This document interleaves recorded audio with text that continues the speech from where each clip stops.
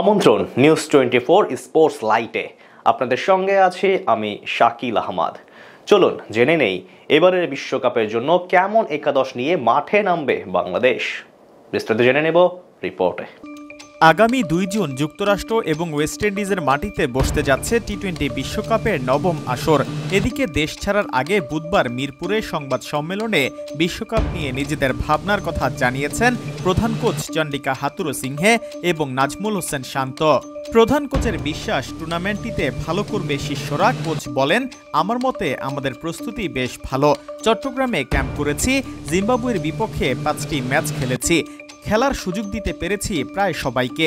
কয়েকজনের ব্যক্তিগত পারফরমেন্স নিয়ে একটু দুশ্চিন্তা আছে, তবে সব মিলে দলের প্রস্তুতিতে আমি খুশি।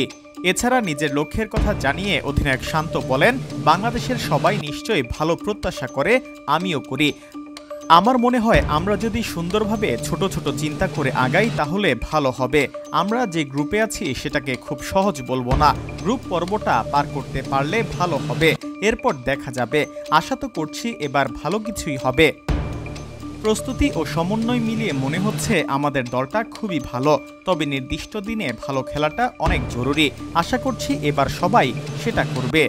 বাংলায় ক্রিকেটে বইছে সাইফুদ্দিন ও মিরাজকে নিয়ে তোলপাড়। যদিও কোচ ও অধিনায়ক জানিয়ে দিয়েছেন কেন বাদ দেওয়া হয়েছে মোহাম্মদ সাইফুদ্দিনকে, তবে এসব কথা আপাতত বাদ রাখা যাক। বিশ্বকাপের প্রথম ম্যাচে কেমন হবে বাংলাদেশের একাদশ, সেটাই চলুন জেনে নেওয়া যাক।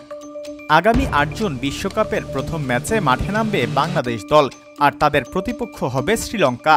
বাঘে সিংহে লড়াইয়ে রয়েছে বেশ উত্তেজনা। তবে এই ম্যাচে কয়জন বোলার থাকবে স্কোয়াডে, কয়জনই বা ব্যাটসম্যান এবং অলরাউন্ডার নিয়ে মাঠে নামবে টিম টাইগার্স, সুযোগ কি হবে লিটন কুমার দাসের?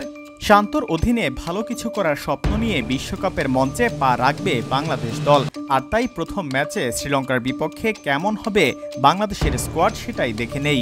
ওপেনিংয়ে জায়গা হারাতে পারেন লিটন কুমার দাস, কারণ জিম্বাবুয়ের বিপক্ষে দারুণ ছন্দে রয়েছিলেন তানজিদ হাসান তামিম, আর তাই তাকে বসিয়ে রাখার নেই কোনো সুযোগ। আর তামিমের সঙ্গী হবেন সৌম্য সরকার।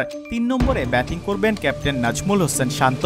যদিও ফর্মে নেই শান্ত, তবে বিশ্বকাপের বড় মঞ্চে বড় কিছু করার স্বপ্নই তার।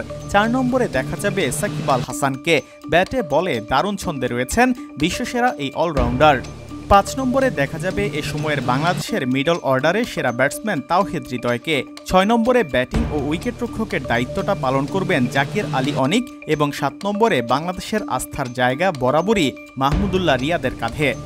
এখন প্রশ্ন, বোলিং লাইনে যদি 3 জন ফাস্ট বোলার খেলানো হয় তাহলে দলে সুযোগ মিলবে একজন স্পিন অলরাউন্ডার, আর সেই তালিকায় এগিয়ে থাকবেন শেখ মাহিদি হাসান, আর বাকি 3 জন ফাস্ট বোলার হবেন মুস্তাফিজুর রহমান, তাসকিন আহমেদ এবং শরীফুল ইসলাম। সম্ভাব্য এমন একাদশ নিয়ে বিশ্বকাপের প্রথম ম্যাচে মাঠে নামবে বাংলাদেশ দল। বাংলাদেশের জন্য আপনাদের পছন্দের সেরা একাদশটি কমেন্টের মাধ্যমে তুলে ধরুন।